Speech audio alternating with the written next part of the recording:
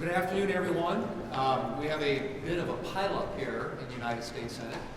We have the defense authorization bill, which we're still trying to get going. We've got a continuing resolution, a disaster supplemental, Water Resources Development Act, and a Social Security bill, all supposedly to be processed by the end of the week. And I just want to make one observation about especially National Defense Authorization Act, which, as I've told you before, has been available literally since June when it came out of the Senate Armed Services Committee, and Senator Schumer, the Democrats, had stalled, not put it on the floor, not prioritized our national security.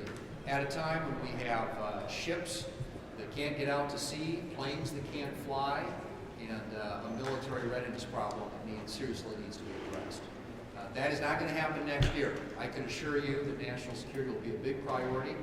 President Trump campaigned on national security and making sure that our military is ready to confront the threat matrix that we face around the world today, and he will have the full support of us in Congress to make sure that those important national security priorities are addressed in the upcoming year.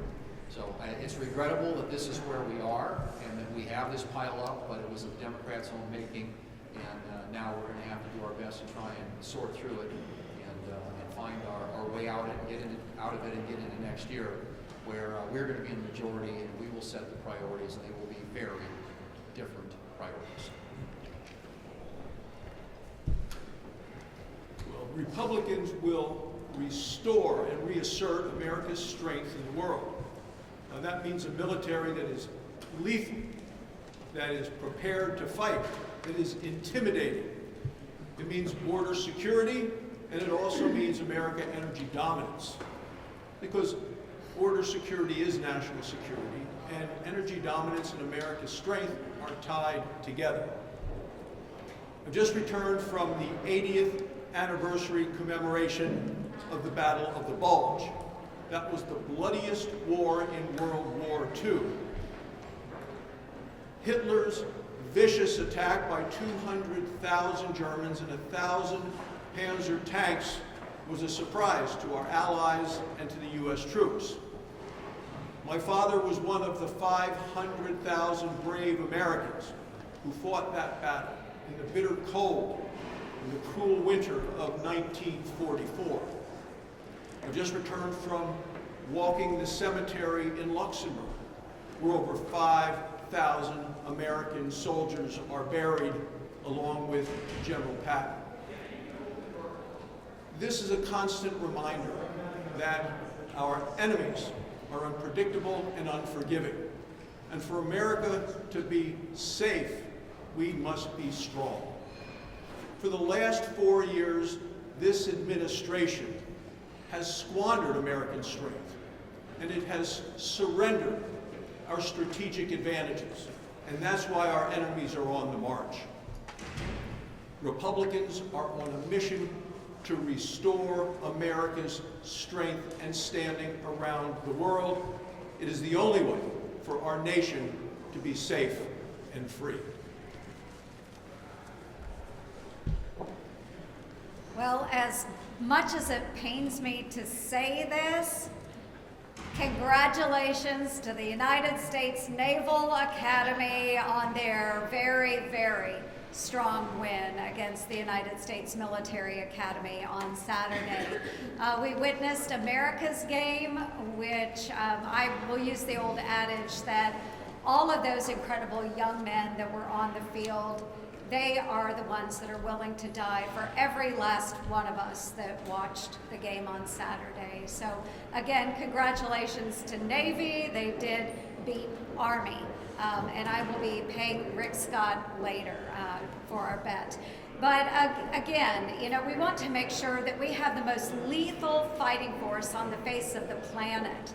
And we have not seen that effort in the last 4 years under the Biden administration. Our adversaries look at us and they see weakness. Our friends are wondering, where is American leadership? What we have seen in the last 4 years, we have seen the world on fire, we have seen chaos at our southern border, we have seen the killing of American service members. Think back to Tower 22 in Jordan, where 3 Army reservists were killed under this administration.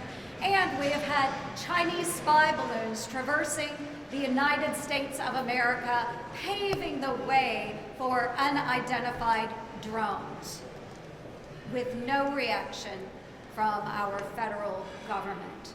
We have a lack of American leadership.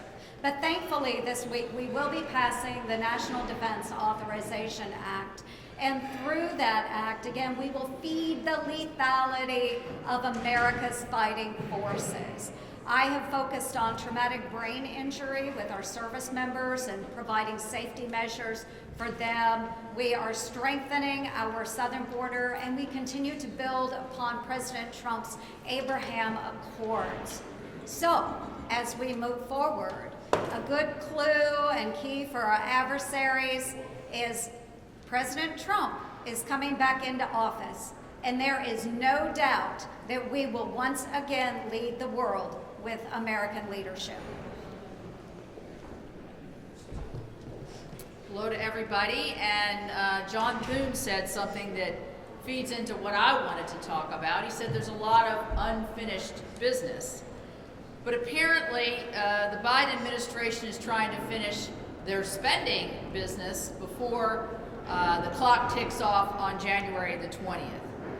One EPA official said on their funding strategy that this is like throwing gold bars off the Titanic, or it's an insurance policy against Trump. Just last Thursday, the EPA awarded $1.6 billion last Thursday to 84 new recipients in their environmental justice, block grant, and community change program.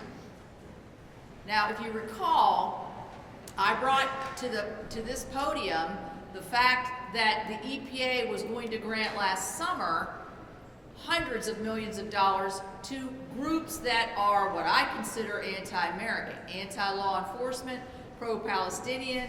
On their websites, they're totally very far left groups. We don't even have an inspector general because the Democrats would not let us did not write into their bill and expect an inspector general to follow the $41 billion that's in the supposed Inflation Reduction Act. And now you see they're just flooding money out the door. Talk about a waste. A waste. And they don't want to leave it there because they don't want us to reprogram, or what we would probably do, claw this money back for programs that are more beneficial, that have more meaning, that actually help a lot of different people across the country. So I've just recently requested that the EPA give us some transparency, give us a matrix as to how much was spent, who got it, what were the matrix that were used to determine those that are going to supposedly create these climate justice programs here in the 11th hour before the president leaves office. Would you be okay with an HHS? Would you be okay with an HHS secretary who has linked vaccine use to childhood autism? Well, I think all of us are committed to making sure that all these nominees get a fair process. And he'll have an opportunity through the course of his meetings to answer those questions and in front of the committee of jurisdiction.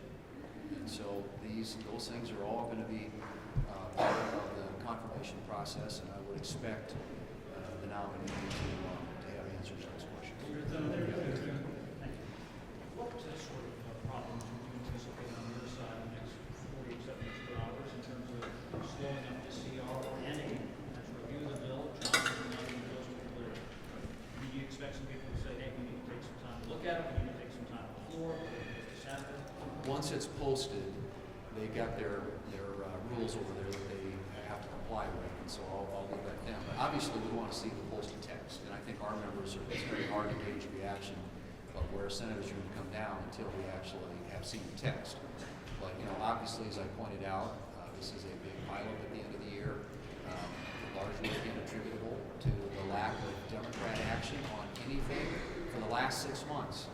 Not a single spending bill, National Defense Authorization Act, and so we're dealing with this mess because the Democrats here in the Senate failed take up what I think are the most basic responsibilities of our government, and that's to fund the military and obviously to spend wisely the taxpayer dollars. So that's why we are where we are. What that looks like remains to be seen until we actually see real text. And listening to the discussion at lunch today, do you have a recommendation for your conference about what to do about the Social Security Fairness Act? What about this proposal by Rand Paul to gradually raise the retirement age to offset the cost of this $200 billion package? Well, those ideas with respect to that legislation, there was a lot of conversation around today, as you might expect, and I think in the end it's going to come down, individual members are going to make their own decisions about where they want to come down on that. It's a bill that's been put in front of us by the House of Representatives. You know, obviously I'm concerned about the long-term solvency of Social Security, and that's an issue that I think we need to address. How this more immediate issue gets dealt with, we'll have an answer to, I think, hopefully by the end of the day, depending on when we get to vote on the NDAA final passage. That'll be the next vote out, and we'll see where our numbers come down. But we had a very fulsome conversation about that, and that's about all I can tell you about it. Well, yeah. Do you think the Trump transition team has done a good enough job meeting with Democrats as part of this process? I think they tried. I think there's been an attempt. I know some of the nominees I've met with, I've asked if there's been outreach to Democrats, and there has been. In some cases, that hasn't been responded to by the Democrats. So I think our nominees, to the best of my knowledge, are doing their best to try and, as they reach out to Republicans, particularly on the relevant committees, also try and make contact with Democrats. But I had a conversation with one earlier this morning who hasn't had any success doing that just yet. So hopefully the Democrats will entertain our nominees and give them an opportunity to make their case and hear them out, and hopefully if they are qualified for the job, to support them in the end. Thank you.